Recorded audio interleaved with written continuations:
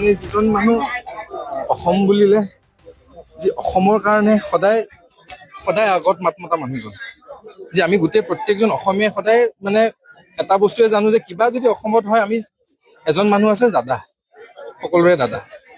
তেখেত আছে, আমি মানে নিশ্চিন্তভাৱে জীয়াই থাকো। তাতকে উপৰি কথা, মই আচলতে কি ক'ম মই একো বুজি পোৱা নাই, মই প্ৰচেছ কৰিবলৈ টান হৈছে। আচলতে ইমান সৰু মানুহজনৰ সান্নিধ্য পালো, এই টংলা সৰু জেগাখনৰ পৰা লৈ আহিছে, শিকিলো, বহুত সাহস পালো, বহুত জানিলো, বহুত নজনা কথা শিকিলো। আচলতে জীৱনটোনো কেনেকে আগুৱাই লৈ যাব লাগে আৰু অসমীয়া কিমান মৰম কৰিব লাগে, জাতিটো, ভাষা, সংস্কৃতিক, সেই একমাত্ৰ এই দাদাৰ পৰা আমি শিকিলো। প্ৰত্যেকজন অসমীয়া শিকিছো। আচলতে মই বিশেষ একো নহয়, আচলতে আমি কি হেৰুৱালো হয়তো সকলোৱে বুজি পাইছো। আৰু দ্বিতীয়জন জুবিন গাৰ্গ হয়তো আমি এইটো জনমত আমি নাপাওঁ, কিন্তু যদি জুবিন দাক আমি সঁচাকে ভালেহে পাওঁ, জুবিন দাই ভাল পোৱা কামটো আমাৰ প্ৰধান লক্ষ্য হ'ব লাগে। জুবিন দাই কি ভাল পাইছিল কৰি, জুবিন দাৰ সৃষ্টি, জুবিন দাৰ কামেৰে জুবিন দাৰ ভাল পোৱা প্ৰত্যেকটো সৃষ্টিক যাতে আমি জীয়াই ৰাখি পেলাই আহিবলগীয়া প্ৰজন্ম, আহিবলগীয়া মানে 10 বছৰ 20 বছৰৰ কথা কোৱা নাই, 100 বছৰলৈকে যাতে সেই প্ৰজন্মও যাতে গম পাই যে জুবিন দা কোন আছিল, জুবিন গাৰ্গ কোন আছিল। আমাৰ সেইটো কৰ্তব্য এতিয়া। আমি এতিয়া একদম অসমীয়া জাতিটো অকমান সলনি হবলৈ হ'ল। আমি বহুত আবেগিক, হয়নে? বহুত দুখ পাইছো অসমীয়াই।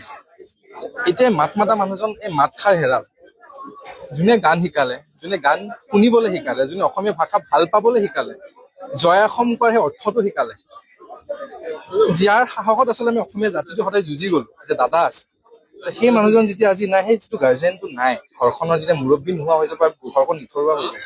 আৰু মই আজি সঁচাকে কৈছো, মোৰ দেউতাই হেৰুৱা যেন অনুভৱ হৈছে। আমি প্ৰত্যেকজন অসমীয়া, কিন্তু মোৰ বিশ্বাস হয়তো ভগৱানে, মানে আমি বিচৰা নাছিলো যে এইটো দাদাৰ এইটো মৃত্যু হোৱাত। আমি কেতিয়াও, জুবিন দাই এইটো ডিজাৰ্ভ নকৰে, মানে এনেকুৱা মৃত্যু। ভগৱানৰ এইটো কি খেল, বিশ্বাসে মানে আচলতে ভগৱানৰ প্ৰতি বিশ্বাস হেৰুৱাল।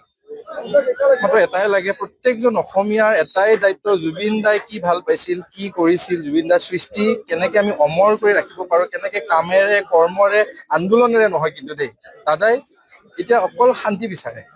আত্মাক আমি শান্তি দিবলৈ হলে দাদাৰ ভাল পোৱা কামখিনি আমি কৰিব লাগিব। তেখেতে যিকোনো খবৰৰ বাবে যোগাযোগ কৰক আমাৰ এই নম্বৰত 9181 307 221।